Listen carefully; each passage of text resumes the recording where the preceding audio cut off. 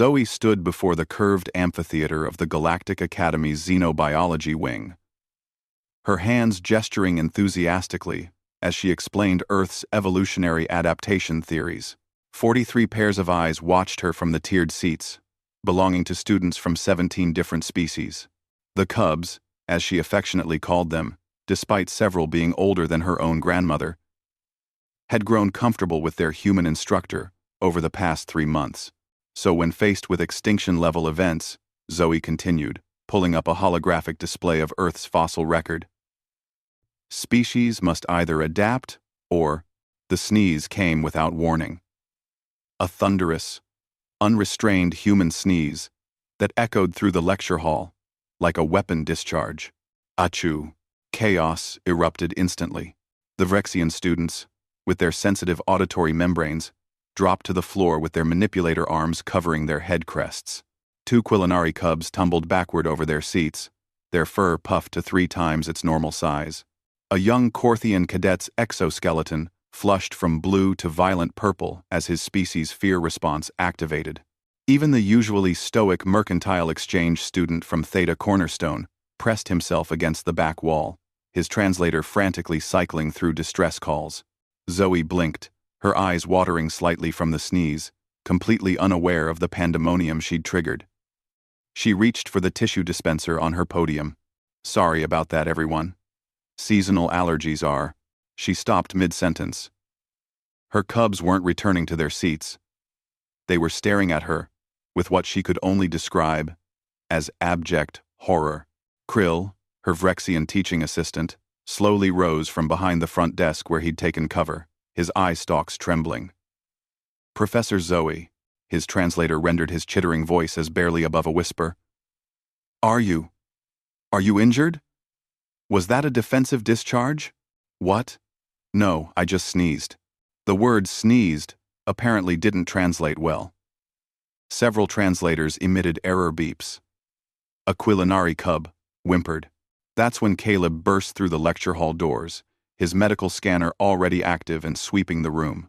The human medical officer had been 3 corridors away when the station's acoustic sensors flagged an explosive decompression event in Lecture Hall 7. Zoe! He skidded to a stop, taking in the scene. His colleague looking confused but unharmed, and an entire class of alien students in various states of panic. The station almost went into lockdown. What happened? I sneezed. Caleb's expression shifted from concern to understanding, then to poorly suppressed amusement. Oh no. Graph, it is not a laugh matter, human Caleb. Krill's voice had risen an octave. The professor made the explosion sound. From her face. Without warning. We thought. He couldn't seem to finish the sentence. Zoe finally understood. In 3 months of teaching, she'd carefully explained human durability, their death world origin, their unusual pack-bonding instincts, and their frankly terrifying immune systems. But she'd never sneezed in front of them. Cubs, she said gently, using the nickname that had always made them feel safe before. I promise I'm not hurt. It's just a sneeze. It's how humans expel irritants from their nasal passages. Expelled.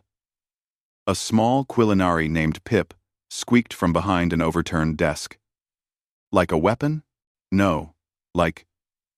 Zoe struggled for words. Like when you molt. Or when Vrexians vent their breathing tubes. Or when... But so violent, a Korthian student interrupted, her translator conveying genuine distress. And you didn't even brace yourself. The force should have injured your internal structures. Caleb, professional as always despite the absurdity, pulled up his medical scanner's display and projected it for the class to see. See? All of Professor Zoe's vitals are normal. Humans sneeze regularly. Some of us sneeze multiple times per day. It's a protective reflex. Totally harmless. Multiple times per, Krill's translator actually stuttered. How do you survive? Well, Caleb said with a grin. We're from Earth. That phrase had become a running explanation for every confusing, terrifying, or impossible thing humans did. The cubs had learned to accept it, though they clearly didn't like it. Slowly, cautiously, the students began to emerge from their defensive positions. But they weren't returning to their seats. Instead, in a development that made Zoe's heart swell with unexpected emotion, they began to approach her. Pip was first, carrying a squeeze bulb of water in her tiny paws. For you, Professor, we learned, humans need water. For many things? To recover from the face explosion, Krill added, producing another water container from somewhere within his utility harness. One by one, her cubs came forward, each offering water, their species' version of comfort, or in the case of one confused mercantile exchange student, a remarkably expensive protein bar from his emergency rations. Thank you, Zoe said, her voice slightly thick. Really? But I promise. I'm fine. We know, Pip said, though her ears still lay flat against her head. But teacher friend Zoe made the scary sound. We bring comfort. This is what Pack does, yes? You taught us this. Caleb caught Zoe's eye and smiled. She'd spent months teaching them about Earth, about humanity's pack-bonding instincts, about how humans cared for their own. She'd never expected them to apply those lessons to her. Yes, Zoe said, accepting the water bulbs and stacking them carefully on her podium. This is what Pack does. The cubs visibly relaxed, returning to their seats with only occasional nervous glances at their professor's face, as if expecting another explosion. Zoe noticed several students had moved to seats closer to the exits. She'd have to work on that. Now, she said, pulling the evolutionary display back up. Where were we? Ah, yes. Adaptation to extinction events. And as it happens, I have a new example. How humanity evolved. A violent, defensive reflex that triggers during allergy season. A ripple of nervous, chittering laughter moved through her students. Krill raised a manipulator arm. Professor, will you warn us? Next time? Before the face explosion? Zoe considered this. I'll try. But sometimes, sneezes are very sudden.